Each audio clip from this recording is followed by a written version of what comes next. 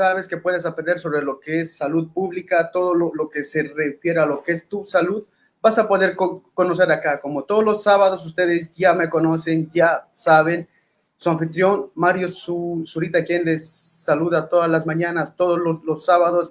Hay algo importante que quiero hacer, conocer a todas las personas que han estado escribiendo durante la semana, ¿no? Me estaban comentando que quieren algún programa exclusivo para las personas que tienen infecciones urinarias. Yo les dije, pueden revisar la página. En la página se hizo ya una entrevista exclusiva con lo que es infecciones urinarias. Es un tema específico. Ahí van a poder aprender, escuchar por qué duele al orinar, porque, bueno, hay diferentes síntomas que se habló sobre la poliuria, micturia, y bueno, en fin, ahí van a poder aprender todo lo referente, pero lo que yo les quiero comentar es algo que las personas tienen un poquito de duda, ¿no? Les voy a mostrar una imagen. Hay personas que, por ejemplo, tienen esta pequeña duda. Yo les voy a mostrar en pantalla. Y es esto, lo que les hablo. ¿Qué significa el color de nuestra orina, no? Las personas dicen, ¿qué pasa si yo orino blanco, si yo orino amarillo, si yo orino... Vamos a hablar solamente de forma general, ¿no? Para que las personas se quiten esa duda que tengan. ¿Qué pasa si tu orina es transparente? No tiene nada de malo, no es ninguna patología, simplemente el cuerpo te está avisando que estás tomando mucha agua y que el exceso de agua, como el cuerpo tiene la termorregulación y la homeostasis, entonces todo eso se va a eliminar lo que está en exceso. No es nada de malo, pero sí te indica que sí estás tomando mucha agua, ¿no? Y podemos ver el segundo frasquito de orina amarilla. Eso nos indica que es una orina normal, no tiene ninguna patología, está prácticamente la persona sana, ¿no? Y al lado, en el otro, podemos ver una orina un poquito más oscuro, ¿no? Amarillo oscuro. No nos dice nada malo tampoco hay que asustarse, simplemente nos indica que el cuerpo necesita un poco más de agua, para que tu orina vaya regularizando, ¿no? No es nada malo tampoco. Ahí al lado podemos ver una orina miel ámbar. Esto ya nos está avisando que el cuerpo está en un estado de deshidratación, ¿no? Que el cuerpo necesita un poquito más de agua, así que tienes que tomar agua para que esa orina vaya a no ser tan oscura, ¿no? Puede ser por alguna patología también, pero primero tendrías que tomar agua, nutrirte. ¿Para qué? Para que vaya regularizando el color de tu orina, ¿no? Ahora, ¿qué pasa si yo tengo el color marrón? Ahí tenemos, ahí en esta imagen puedes ver, ¿qué pasa si yo tengo el color marrón? Hay muchas personas que se asustan, ¿no? Y dicen, pucha, pero ¿por qué? Esto ya puede ser debido a algún problema hepático, ¿no? Hay que ver qué está pasando con el cuerpo, por qué estamos orinando así, porque eso no es normal, no es... Hay algo importante también que no pude colocar en esta imagen, es que hay algunos orinan de color azul o verde. Puede ser diferentes factores, ¿no? Uno puede ser por algún colorante, alguno quizás ha comido algo que está haciendo que la orina tenga ese tipo de color, ¿no? O puede ser por alguna infección urinaria. Eso hay que ver, hay que ir donde el especialista para hacer un examen de orina para que sea analizado y se vea si es por alguna patología, por alguna bacteria. Hay personas que dicen, ¿y qué pasa si yo orino rojo?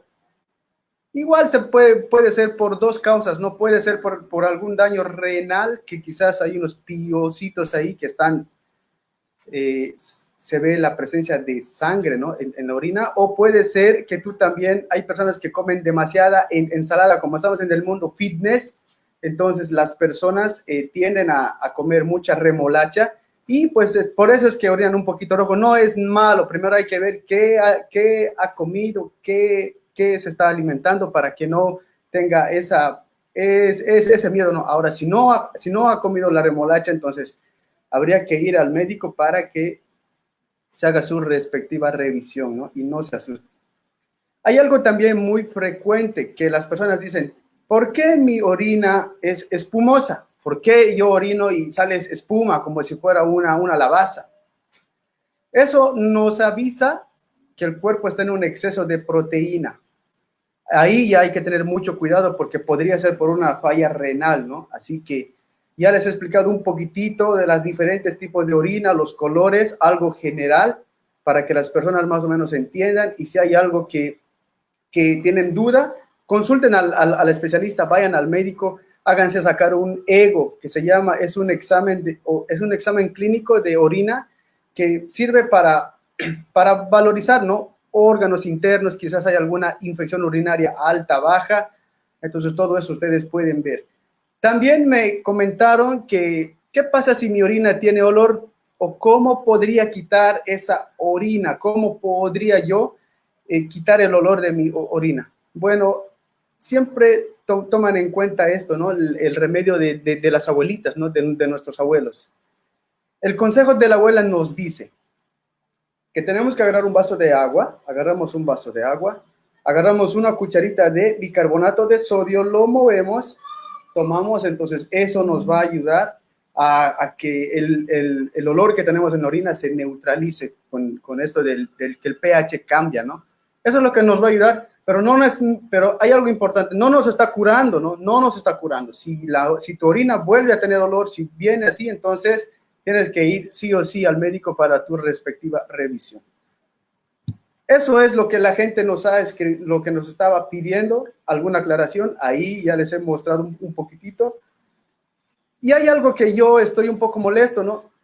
Hay personas, pero bueno, esos son algunos consejos, algunas recomendaciones que la gente nos está pidiendo y estamos aquí para ayudarles, ¿no? Porque de esto se trata Mario Med, tu médico en casa, tu programa de salud pública. Ahora, hoy día vamos a hablar de un tema súper interesante. Yo estoy de verdad emocionado porque cuento con el apoyo de los especialistas en esto, lo que es la vesícula. Vamos a hablar. ¿Quién no ha escuchado a los vecinos, a la familia? Parece que tengo la vesícula inflamada, parece que mi vesícula está hinchada, parece que mi estómago, bueno, hay tantas cosas que uno escucha, ¿no? Entonces, para eso vamos a hablar hoy día. Hoy día nuestro tema de hoy es algo súper interesante, es algo lindo que a mí me encanta, es enfermedades de la vesícula y tratamiento quirúrgico. Vamos a conocer si es bueno, si es malo, por qué se da. ¿Será que es mortal ir al médico y que te operen? Porque la mayoría de la gente piensa eso, ¿no? Vamos a descubrir hoy día, estamos con el equipo de INMED, intervencionismo médico, son los especialistas. Vamos a dar la bienvenida a nuestro doctor Diego Artunduaga. Diego, buenos días, doctor, ¿cómo está? Bienvenido al programa. ¿Cómo está, doctor Mario? Muy buenos días y muchas gracias nuevamente por la invitación.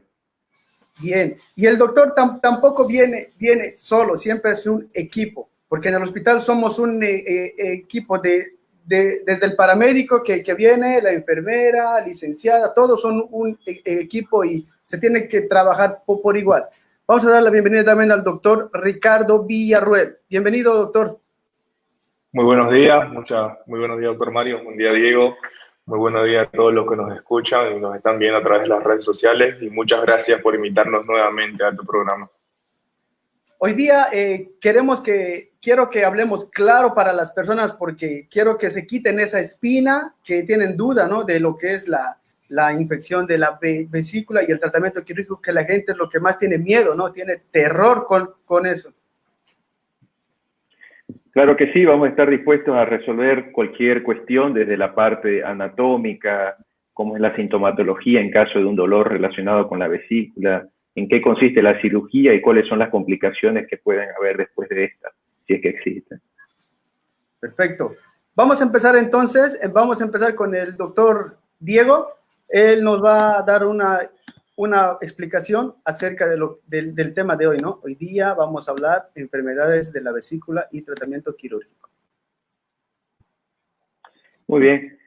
Muchas gracias, doctor Mario, nuevamente por la invitación. Y como él bien decía, afortunadamente el trabajo en equipo que realizamos en nuestra práctica nos permite tener muchos mejores resultados. Y para mí es un gusto y un placer estar hoy acompañado del doctor Ricardo Villarroel, el cual es un excelente cirujano y uno de los pocos cirujanos hepáticos y de trasplante de nuestra ciudad y nuestro país. El tema que vamos a hablar hoy son los problemas de la vesícula biliar. Y seguramente mucha gente se pregunta inicialmente cuando tiene un problema de la vesícula, ¿qué es la vesícula? ¿Qué es lo que hace? ¿Dónde está ubicada? Y muchas cuestiones así. Así que en la siguiente diapositiva hay un esquema muy básico donde explica de que la vesícula es un órgano que forma parte de todo lo que es el tubo digestivo, del aparato digestivo, que tiene una función que es acumular la bilis y secretarla una vez que se produce un estímulo para secretarla dentro del intestino. Entonces, lo que hace es acumular la bilis que produce el hígado. Entonces, un paciente que es operado de la vesícula va a seguir con una producción de bilis normal, simplemente de que la vesícula cumple esta función. Y como es una bolsa, un reservorio, y la vesícula en realidad es contenido líquido, un poco de sales biliares, algún otro elemento, electrolitos, a veces ocurre de lo que este líquido se va volviendo espeso, se sedimenta y se forma primeramente lo que se llama arenilla biliar y luego se forman los cálculos, ¿no? Entonces esa es la función de la vesícula y esta es más o menos de cómo se forman los cálculos. Como dice ahí, es muy común en nuestro país. Antes se decía de que el típico paciente es una mujer mayor a 40 años con sobrepeso y con muchos hijos, una mujer que ha tenido ya muchos hijos. Hoy en día hemos visto de que esto ha cambiado, ¿no? De que vemos pacientes cada vez más jóvenes que tienen problemas de la vesícula biliar, esto relacionado a la dieta, a los cambios dietéticos y alimentarios y los hábitos, el sedentarismo que vemos que cada vez es más aumentado en nuestro medio. Siguiente, por favor.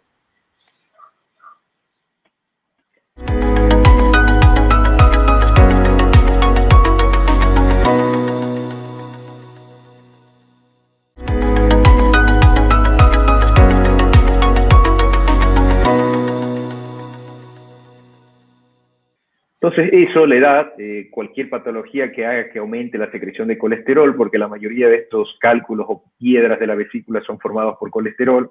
El sexo femenino, ya que está relacionado también la síntesis de las grasas con la producción de estrógenos, entonces en situaciones como el embarazo aumentan, también cualquier persona que está con algún tipo de suplemento de estrógenos va a tener mayor posibilidad de tenerlo. Y la obesidad, porque hay un aumento de secreción del colesterol. También existe algún problema congénito, algún problema de mala absorción de algunas sales biliares, también nos pueden llevar a problemas de la vesícula. Siguiente.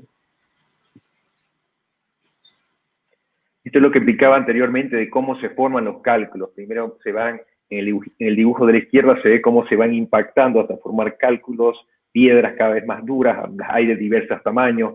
Hay algunas que miden 3 milímetros, hay otras que pueden medir 4 o 5 centímetros de acuerdo al tiempo, a la evolución, y hacen de que estos cálculos, una vez que se produce el estímulo, que es la contracción de la vesícula, se atoren, como dice ahí en el dibujo, donde dice stop, en una parte más delgada que es la desembocadura, en uno de los conductos que lo lleva a unirse con el conducto principal para llegar al intestino, y ahí se produce el dolor. Inicialmente el dolor es cólico porque es una víscera hueca, es decir, es un dolor que sube y baja de intensidad, pero si es que el cálculo se impacta ahí, no puede pasar, no puede vencer esa presión, muchas veces se produce ya una inflamación de las paredes de la vesícula biliar que tiene repercusiones sistémicas como ser un dolor de otro tipo, fiebre, leucocitosis, etc.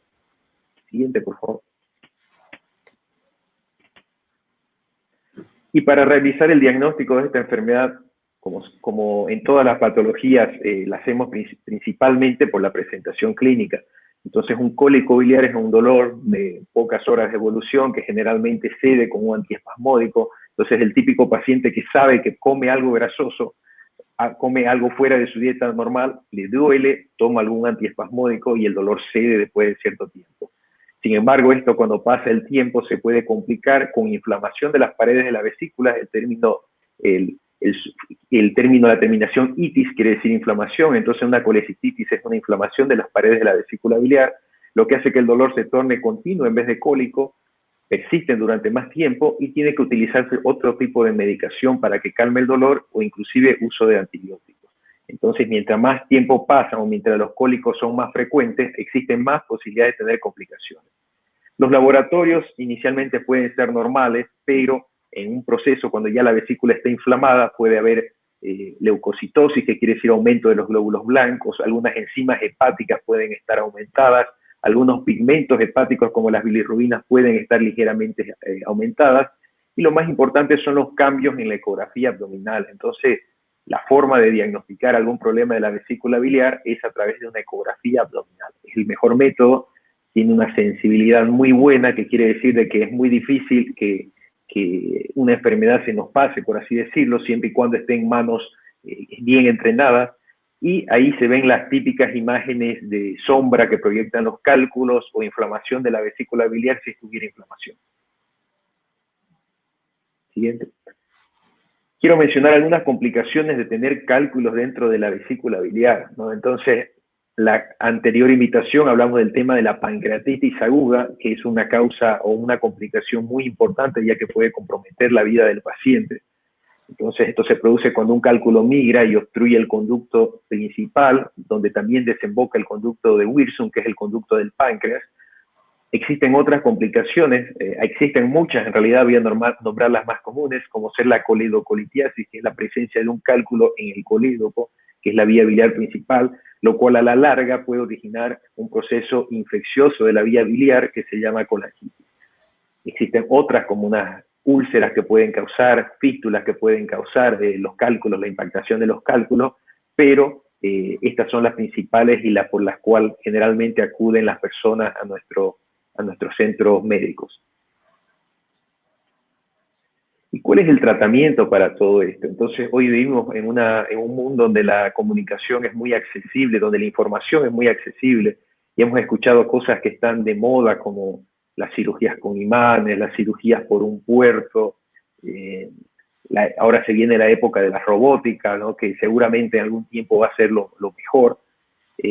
Y también existe la duda sobre la cirugía abierta, ¿no? Muchas personas tienen la duda sobre si en una colecistectomía laparoscópica, que ahí le puse un ribete dorado, ya que es el gold estándar, quiere decir que es la técnica de elección, no solamente para los problemas que ya mencioné, sino para otras patologías que si bien no entran en el caso, como ser pólipos de vesícula biliar, que son unas pequeñas tumoraciones que se pueden evidenciar por ecografía, también la vesícula en porcelana, que es una condición en que las paredes de la vesícula se vuelven duras. Entonces son otras condiciones en las cuales la colecistectomía laparoscópica también está indicada. Entonces hoy en día el tratamiento de elección para todo cálculo de la vesícula biliar que produzca sintomatología es la colecistectomía laparoscópica.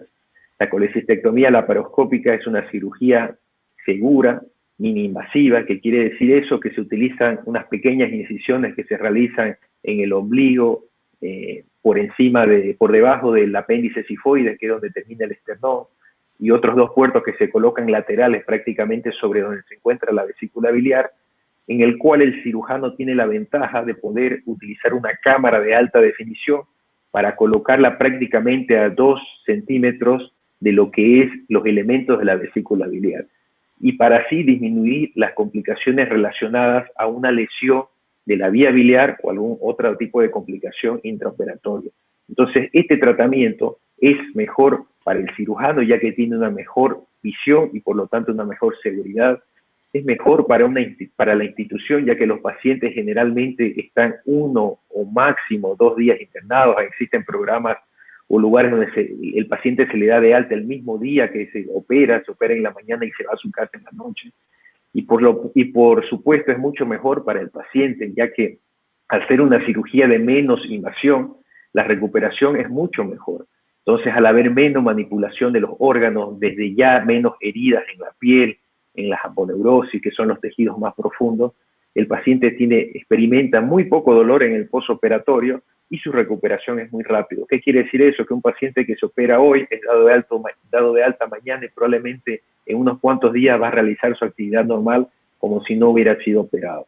Entonces el objetivo de una cirugía laparoscópica es totalmente igual que en una cirugía abierta. Mucha gente tiene dudas si en una cirugía laparoscópica se extrae toda la vesícula o es solamente una parte o los cálculos. Se extrae toda la vesícula, ya que se la desprende de las estructuras que la unen, como ser el conducto y la arteria que tiene, se la quita del peritoneo que la une al hígado y finalmente se la coloca en una especie de bolsa y se la extrae por uno de los puertos, ya sea del ombligo o el del esternón. Entonces, eso es básicamente en lo que consiste la colecistectomía laparoscópica. Es una técnica segura que tiene una complicación menor al 1% hoy en día, ¿no? Entonces, inicialmente, seguramente, como toda técnica quirúrgica nueva, las posibilidades de complicaciones eran mayores. Por hoy en día se admite, creo que es un valor de 0.3% de complicaciones en lesiones de la vía biliar relacionadas a colecistectomía laparoscópica. Tengo una diapositiva más. Entonces, en esta imagen podemos ver dos pacientes que hemos operado. Es la misma paciente, perdón.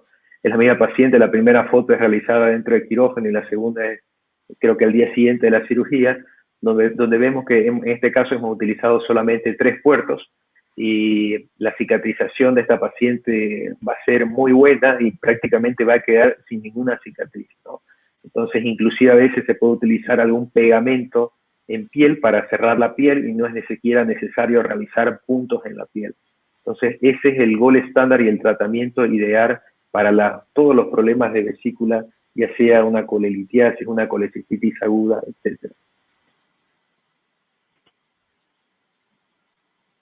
Ahí esa es otra imagen más, en la que vemos un cálculo muy grande, que muchas veces la gente tiene miedo o pregunta sobre si sus cálculos, por el tamaño de los cálculos, salen o no salen por una colecistectomía laparoscópica, ¿no? Este es un cálculo que medía 6 centímetros y como vemos está íntegro.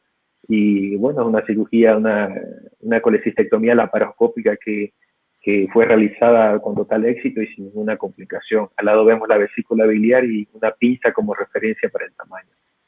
Muchas gracias, doctor, y doy paso al doctor Villarroel, que va a complementar con algunas cosas relacionadas más sobre la recuperación y la técnica de la cirugía en sí. Perfecto, doctor. Después empezamos con las preguntas. Vamos con el doctor Villarroel. Buenos días, gracias Mario. Una excelente exposición del doctor Artunduaga. Y era como recalcando, como dijo Diego, ¿no? Normalmente, ¿cuáles son los pros de la colecistectomía laparoscópica? Que el paciente, como dijo, hasta el mismo día puede estar en su casa, el ingreso o la reincorporación laboral, que es lo que en este mundo que vimos completamente ajetreado, el paciente está volviendo a trabajar nuevamente en 2, 3 días, el paciente otra vez está con su rutina normal, con sus hábitos diarios. Entonces, todo este procedimiento mínimamente invasivo, el procedimiento laparoscópico, nos permite una rápida inserción laboral, una rápida recuperación. Y como en todo procedimiento quirúrgico, siempre van a haber complicaciones, ¿no?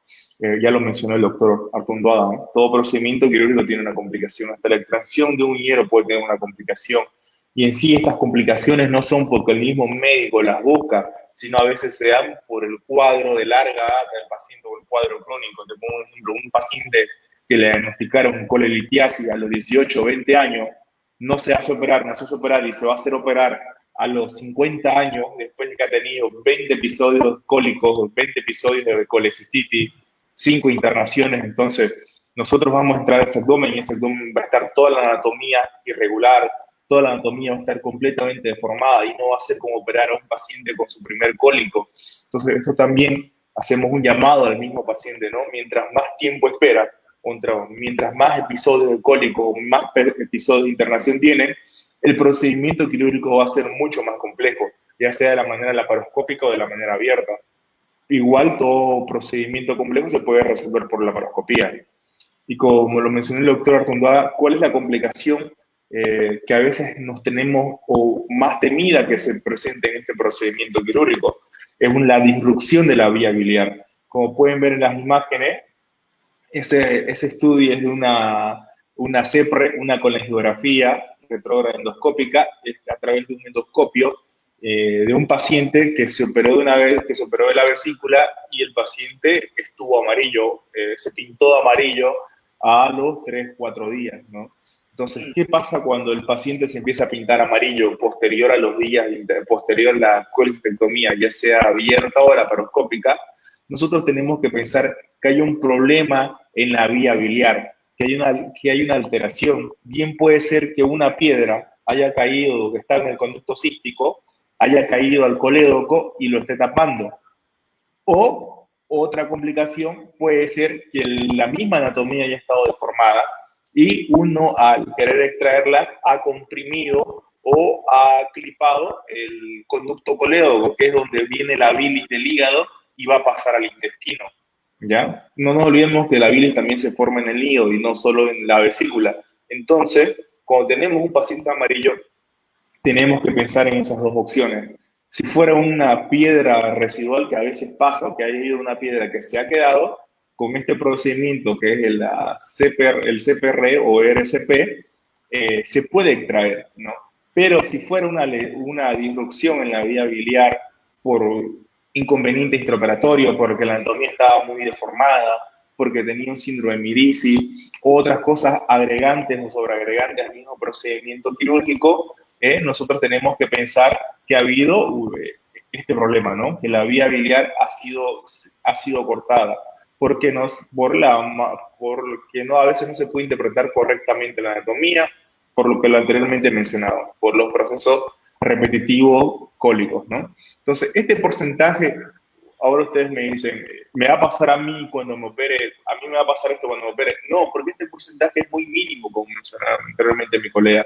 Este porcentaje actualmente representa entre el 0.4 a 0.6%, todas las colestectomías laparoscópicas, y ahora este porcentaje está yendo en descenso. Está en descenso. Hay unos estudios donde reportan en 0.3 a 0.4. Entonces, este porcentaje ha ido disminuyendo. ¿Por qué? Porque igual la gente ha ido tomando conciencia de cada vez no aguantarse e ir. Tenemos en los hospitales, hay el cirugía laparoscópica en los hospitales, en las clínicas privadas, cada vez está siendo mucho más accesible para las personas y para los pacientes, ¿no? Entonces, ¿cómo podemos resolver este paciente? Nosotros en MED tenemos un equipo multidisciplinario, contamos con cirujanos percutáneos, cirujanos invasivos, donde podemos resolver o manejar este tipo de complicaciones. ¿Qué es lo que hemos hecho en este paciente? En este paciente nosotros, ya que no se puede resolver de manera endoscópica y no se podía resolver de manera percutánea, hemos ingresado al quirófano para ver y determinar el grado de lesión de este paciente. Como podemos ver, normalmente debería pintarse arriba donde están esas pequeñas estructuras negras, son los clips. Arriba debería verse toda la parte del hígado, toda la parte de la vía biliar del hígado, pero no la vemos en esta imagen.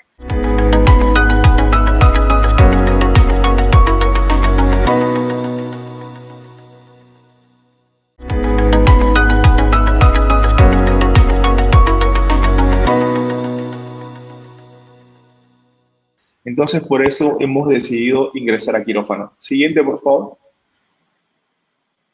Entonces, como podemos ver en esta imagen, la pinza que estamos sosteniendo está ingresando en la vía biliar, ¿ya? Ahí hemos sacado todos los clics y hemos identificado la vía biliar para poder determinar a qué nivel o a qué grado está la lesión, ¿ya? Entonces, en estos casos de paciente, a veces no se puede dejar directamente un drenaje, además de un paciente agudo, de un paciente de 1 día, 2 días de evolución. Entonces, en este caso, al ver que teníamos ya ubicado el colédoco o el hepático común prácticamente, tenemos que identificar o terminar el grado de la lesión, a ver qué tratamiento le damos.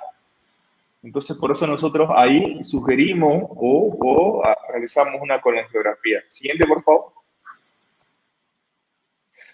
Ahí, como pueden ver en la imagen, nos ha mapeado, nos ha mostrado toda la parte de la vía biliar que faltaba en la CPR. Entonces, nosotros estamos viendo que tenemos todavía un poco de hepático común para poder hacer la anastomosis o poder resolver esto. Ahora, me dicen, no puedo hacer una cirugía derivativa. Bueno, en estos casos nosotros, ¿qué sugerimos? Dejar unos drenajes y referirlo al paciente. ¿Por qué? Porque ¿cuál es la peor complicación si un paciente no se llega a drenar? Que estos pacientes pueden llegar a hacer un proceso infeccioso llamado colangitis, que al estando amarillo, la bilis se va poniendo mucho más densa, y va a haber una migración de las bacterias, y esa bilis se va a transformar en pus. Es un ejemplo que siempre nosotros ponemos como el agua retenida. El agua es clara y es pura, pero si el agua se queda retenida en una barrera o un pozo, esa agua se va a volver sucia, se va a volver turbia y no va a servir para el consumo. Entonces, es lo mismo con la bilis. Si la bilis no hay pasaje, estos pacientes se llegan a complicar por eso, ¿no? Porque la bilis se va a transformar en algo infeccioso. Claro que sí, de verdad que ha quedado claro todo esto. Las preguntas es que me están preguntando para el doctor Diego, me dicen que estaba hablando sobre las cicatrices, ¿no? Sobre las cicatrices que hay uno por el ombligo que entra a la cámara y los otros son para la intervención. Me preguntan que esas cicatrices, si son dolorosas con el tiempo, si es que sale hernia o si es que desaparece, o como está de moda el Cicatricure y todo eso, entonces querían saber si con eso se puede contrarrestar en caso de que quedara cicatriz, ¿no? Bien. Obviamente que para un paciente el tema de tener una cicatriz es una preocupación, ¿no? Eso es algo que está claro. Sin embargo, toda cirugía produce una cicatriz, toda incisión, por más buena que sea, produce una cicatriz. Y para que exista una buena cicatrización, existen muchos factores que intervienen, ¿no? Uno de ellos es la técnica quirúrgica, el material de sutura que uno puede elegir o el material para cerrar. Y existen también factores que dependen del paciente, ¿no? Como ser la misma cicatrización de él, si que tiene alguna predisposición a hacer cicatrices patológicas como queloides o cicatrices hipertróficas, alguna enfermedad de base que intervengan en su mala cicatrización, como mala nutrición, alguna enfermedad oncológica, alguna enfermedad sistémica como presión arterial, diabetes o alguna enfermedad oncológica. Entonces son muchas cosas que intervienen en una cicatrización. Más allá de todo eso, uno trata, entendiendo de que para el paciente es importante, uno trata siempre de buscar la forma más estética, ¿no? Algo que me olvidé de mencionar es que el tamaño de las cicatrices, la que se utiliza en el ombligo y la que se utiliza en el ombligo, va a depender del material también, ¿no? Entonces, por el ombligo generalmente se coloca la óptica, que es la cámara, y existen cámaras, las cámaras estándar son de 10 milímetros, o sea, de 1 centímetro, entonces tiene que ser una herida de 1 centímetro como para que entre esa cámara. Existen ópticas más pequeñas, existen ópticas que son de 5 milímetros, incluso pediátricas de 3 milímetros, pero tienen el inconveniente de ser más frágiles y también de no tener una muy buena imagen como las anteriores, ¿no? Aunque cada vez obviamente están avanzando. Luego los otros trócares pueden medir, igual dependiendo del material, para colocar, como no se hacen nudos generalmente, se utilizan unos clips, que se utiliza un aparato que es una clipadora, que es un aparato que acciona el clip, que puede medir 5 milímetros o 10 milímetros, dependiendo igual de la marca, etcétera. Entonces, esos son los tamaños más o menos de la cicatriz. Obviamente, el dolor es mínimo, ya que al colocar una pieza o un instrumental directamente al sitio operatorio, no hay tanta manipulación. Imagínense, todas estas heridas que yo les mencioné sumadas en longitud deben ser ¿cuánto? 2 centímetros, 2 centímetros y medio, exagerando. Entonces, algo pequeñito. Sin embargo, no es que no están todas juntas, ¿no? Sino que más bien están separadas, y como están colocados directamente del sitio donde el cirujano va a trabajar, la manipulación es menor y por lo tanto el dolor operatorio es menor.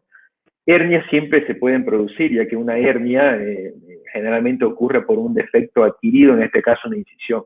Para eso lo que se hace es cerrar o hacer unos puntos con un nudo, con un hilo bastante fuerte, sobre todo a nivel del ombligo, que es donde entra el trócar más grande, y posteriormente las cuestiones de la cicatriz en piel, cualquier crema que se pueda utilizar que ayude a la cicatrización una vez que haya pasado el retiro de puntos y que no haya ninguna infección localizada, pues cualquier crema que el paciente pueda utilizar es bienvenida, ¿no? No va a ser mal, si es que eso le produce mejores resultados estéticos. Una vez solucionado todo lo anterior, no hay ningún problema en que la use.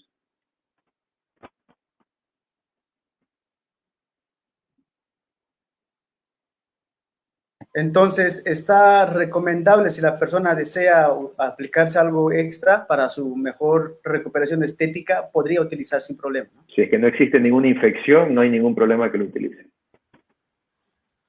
Doctor Villarruel, me preguntan que qué pasa o si es permitido una vez que al paciente ya esté operado le den de alta, si se puede ir con su drenaje a su casa y si se va, qué complicación tiene, por favor.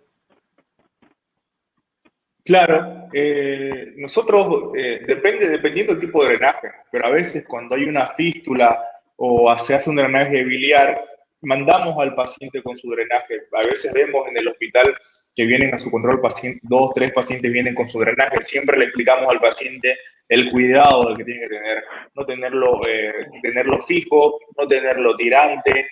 Entonces, nosotros enviamos al paciente, puede irse el paciente a su casa con su drenaje.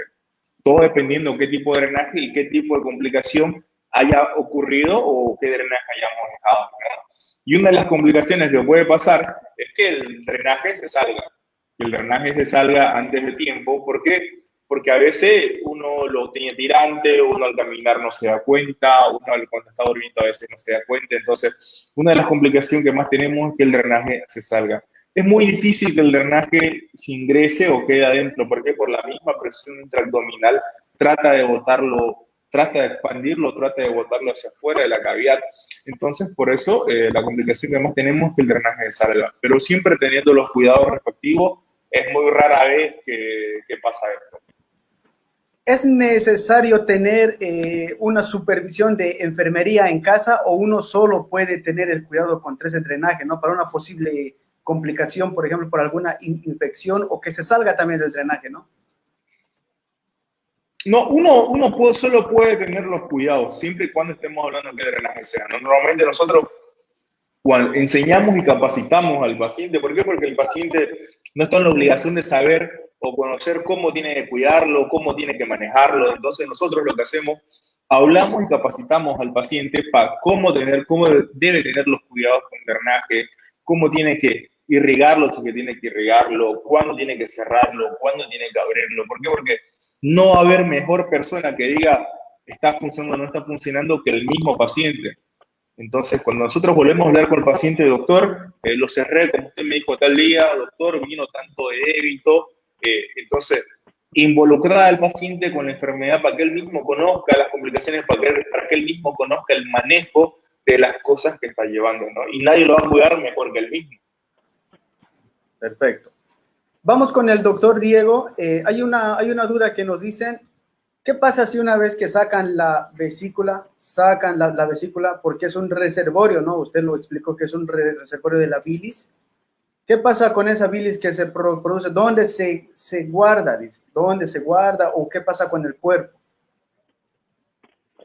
Bueno, siempre ocurre un mecanismo de adaptación, por así decirlo, ¿no? En el cual inicialmente el paciente tiene que tener ciertas recomendaciones dietéticas de espaciar un poco su comida, ya que la función de la bilis, es algo que creo que no lo mencioné, la función de la bilis es ayudar a emulsionar las grasas, es decir, a disolver las grasas. Es por eso que duele cuando el paciente come alguna comida con grasa, ¿no? Además de que también existen otras funciones que tienen, pero en la parte digestiva es eso. Entonces, cuando ese reservorio, esa bolsa ya no está, simplemente la bilis sigue su curso natural, ¿no? Que de todas maneras iba a seguir el curso de que el conducto de la bilis, de la vesícula, se une con la vía biliar principal, que es los conductos hepáticos y el colédoco, y desemboca en el intestino. Entonces, el recorrido que va a seguir es simplemente el mismo, solamente que con ciertas recomendaciones dietéticas que dependen mucho de paciente a paciente. Hay algunos que se adaptan muy rápido.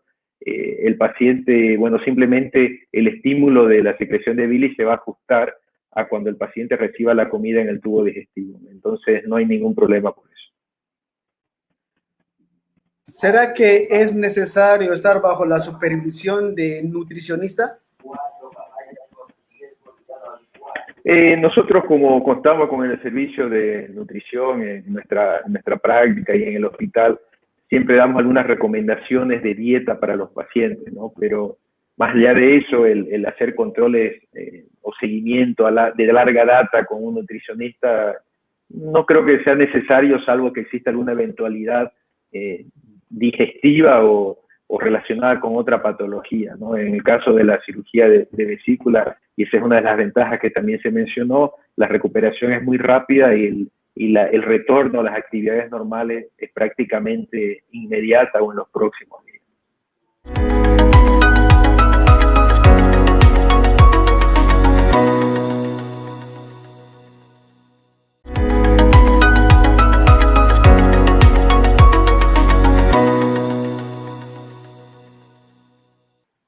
Perfecto. Doctor Ricardo, ¿quiénes son los más vulnerables sobre esta patología?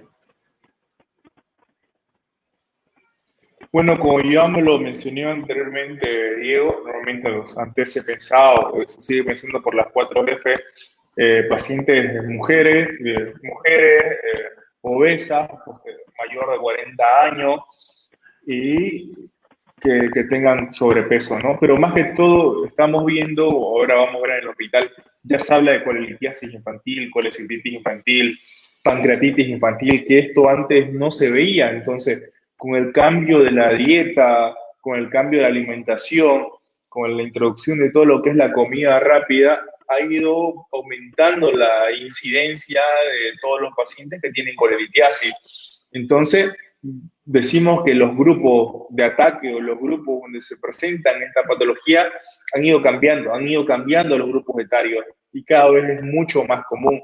Yo creo que todos podemos llegar a ser vulnerables dependiendo de nuestros hábitos alimenticios y nuestro cuidado.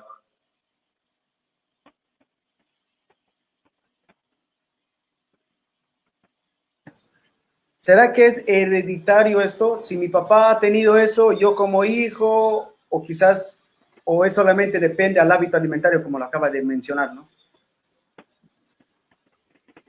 Si bien no directamente, perdón, bueno, primero me metí.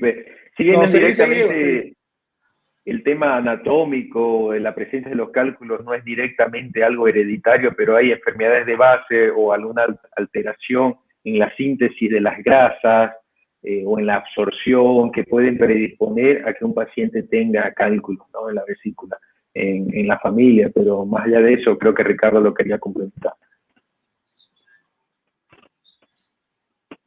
No, muy correcto lo que dijo Diego, ¿no? Es eso nomás, tal cual. Perfecto. Entonces, lo que yo quiero que expliquen cada uno de los doctores su punto de vista, quiero que expliquen a las personas para que no tengan miedo de este tipo de cirugía, este tipo de tratamiento, para solucionar ese tipo de problema, ¿no?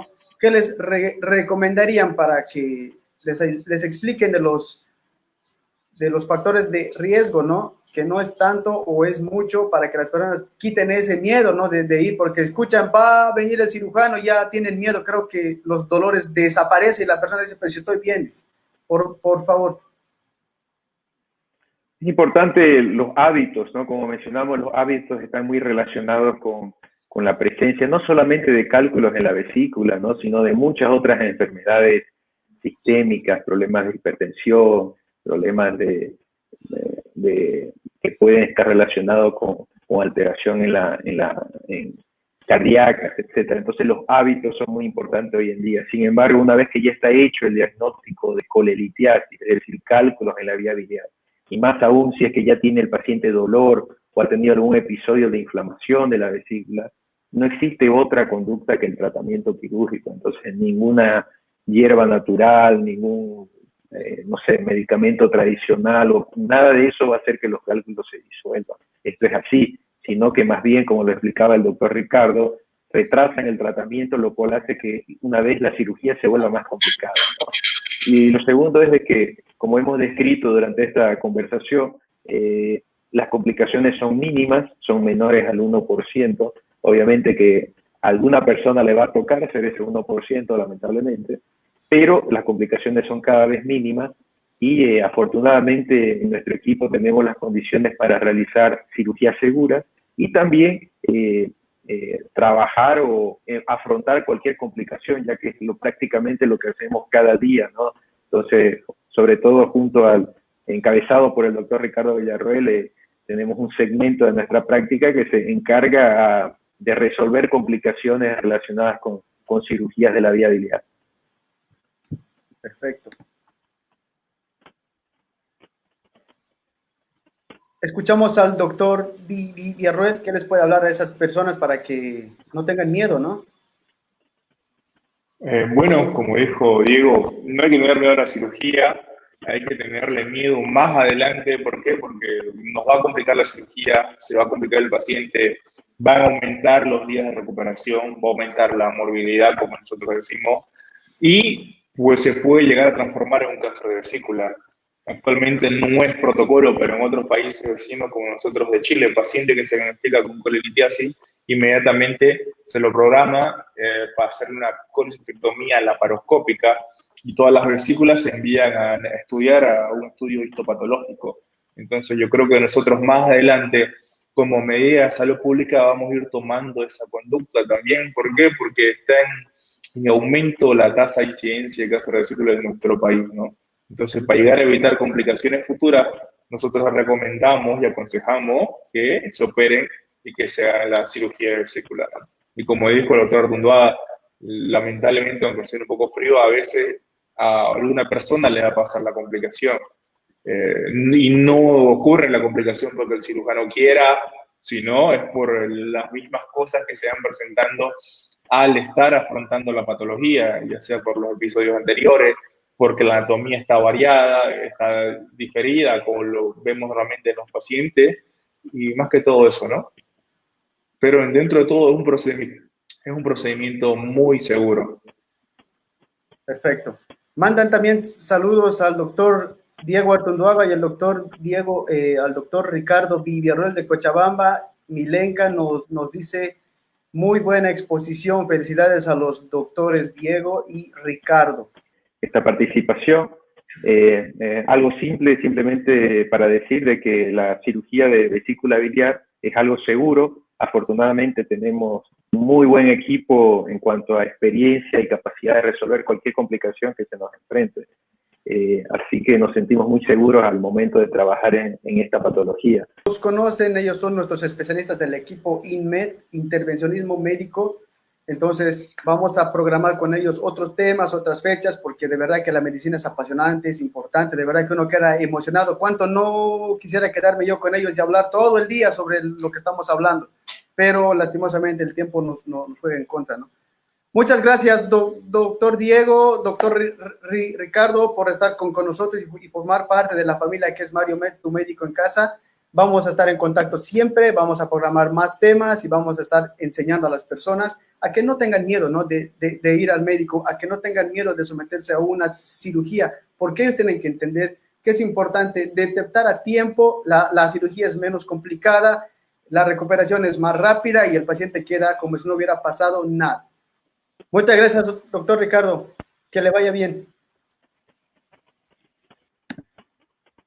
Doctor Diego, también agradecerle por estar acá y formar parte de la familia que es Mario Med, tu médico en casa.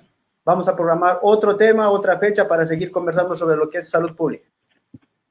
Muchas gracias, querido doctor Mario. Encantado de aceptar cualquier invitación suya. Hasta luego.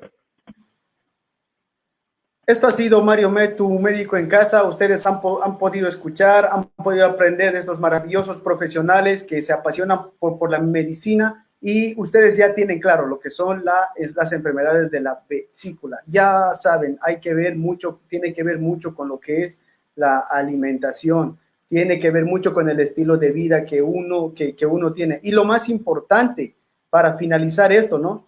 Lo más importante que si una persona tiene alguna sintomatología porque se hizo sacar una radiografía y ve que tiene esta inflamación, es importante ir al médico. Es importante ir al médico, es importante cuidarse, es importante amarse, es importante tener esa prevención, porque el cuerpo es lo más sagrado. Con salud tenemos todo, tenemos dinero, tenemos junte con amigos, tenemos fiestas, tenemos cumpleaños, tenemos todo. Así que, por favor, cualquier duda que tenga, cualquier tema que quieran que hablamos, vamos a compartir con ustedes, les vamos a ayudar y cualquier consejo también.